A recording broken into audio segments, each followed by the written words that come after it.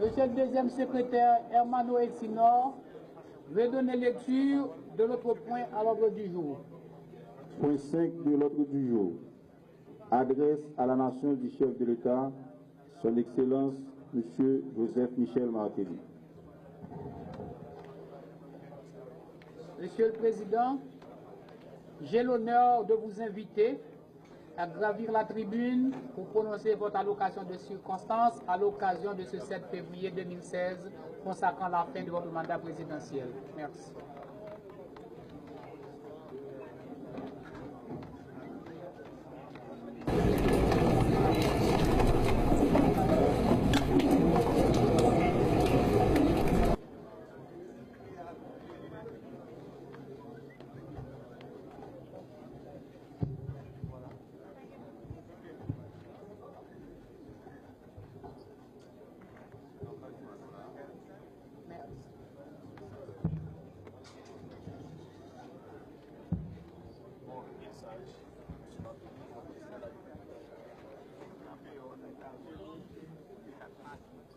Monsieur le Président de l'Assemblée nationale, Monsieur le Vice-président de l'Assemblée nationale, honorables sénateurs et députés,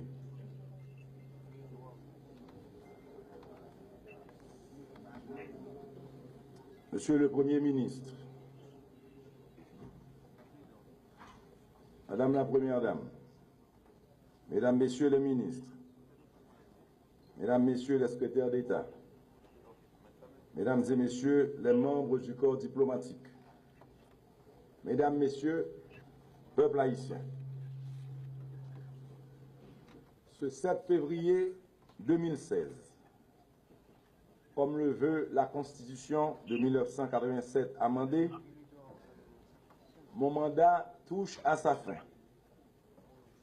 En effet, selon l'article 134-1 de la loi mère, la durée du mandat présidentiel est de 5 ans. Cette période commence et se terminera le 7 février de la 5e année du mandat, peu importe la date d'entrée en fonction.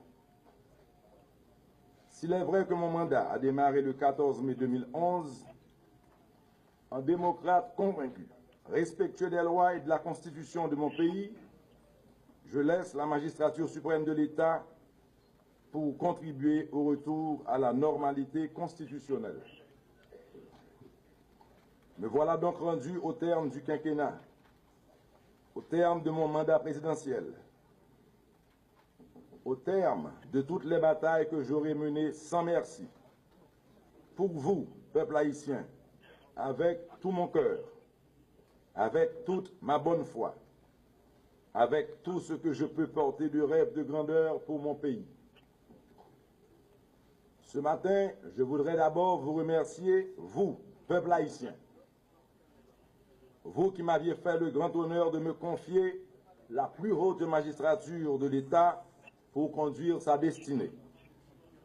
Je veux vous exprimer toute ma reconnaissance et vous dire de continuer de croire. Croire au changement pour forcer le destin et remettre Haïti à la place qui est la sienne dans le concert des nations. D'espérer sans relâche. D'espérer tête calée. Ce travail ne sera pas facile. Il sera de longue durée. Il demande de l'intelligence, de l'esprit de sacrifice et d'abnégation. Il suppose une grande ambition pour la République. Haïti se relève. Oui, Haïti est debout. Je pars avec la conviction que les avatars de l'histoire ne pourront pas avoir raison de ces projets d'avenir.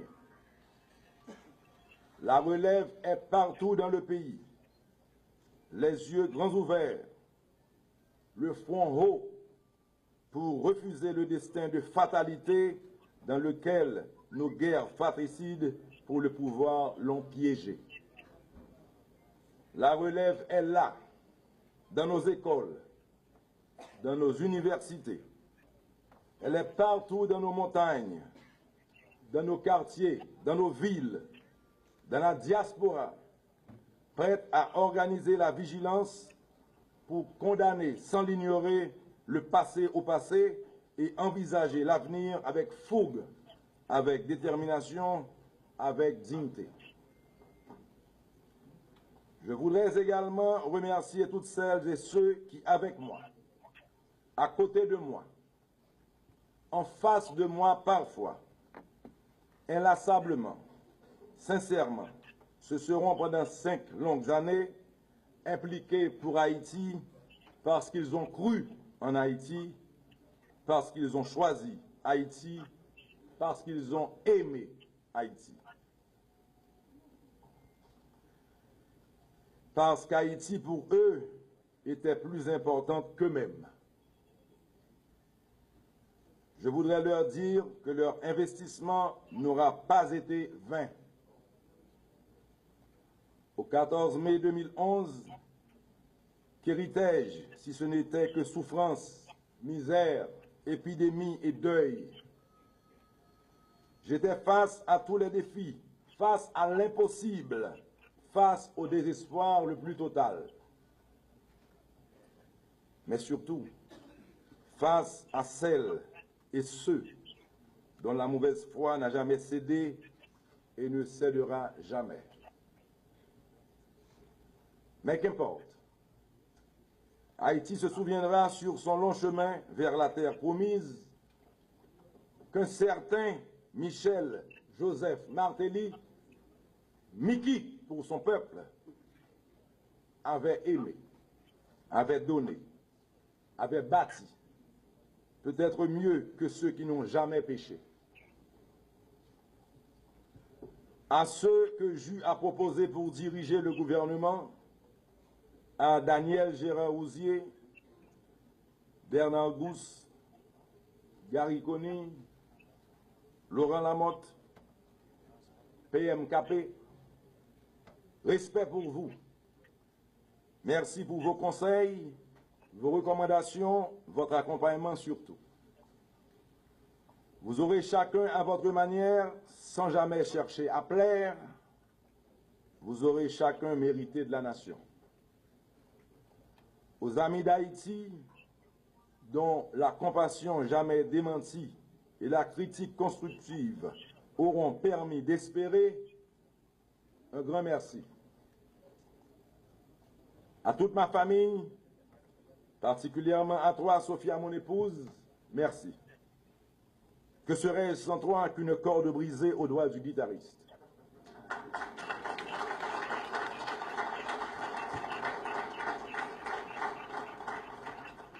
Mes chers compatriotes, au rendez-vous de l'histoire, l'histoire se rappellera, malgré vents et marées, bon gré, mal gré, la pierre que j'aurai apportée à l'édification d'une Haïti plus belle. Elle se rappellera aussi de mes échecs que j'assume et que j'assume seul. Parmi ceux-ci, mon plus grand regret, celui d'élections présidentielles différées. Je voudrais vous dire, vous, peuple haïtien, que je vous aime et que je ne cesserai jamais de vous aimer et de vous accompagner. Le président a toujours là pour nous. Mais je voudrais vous dire aussi que ce n'est qu'une bataille de perdu, car la guerre, celle que j'aurais initiée contre la pauvreté extrême, contre l'ignorance, contre l'isolationnisme, contre les épidémies, cette guerre-là sera gagnée. J'en vois déjà les augures avec l'accord paraphé hier avec le Parlement. Puissent les forces vives de la nation, unies aux institutions républicaines, travailler ensemble à parachever le processus initié et éviter ainsi à notre pays de nouveaux traumatismes.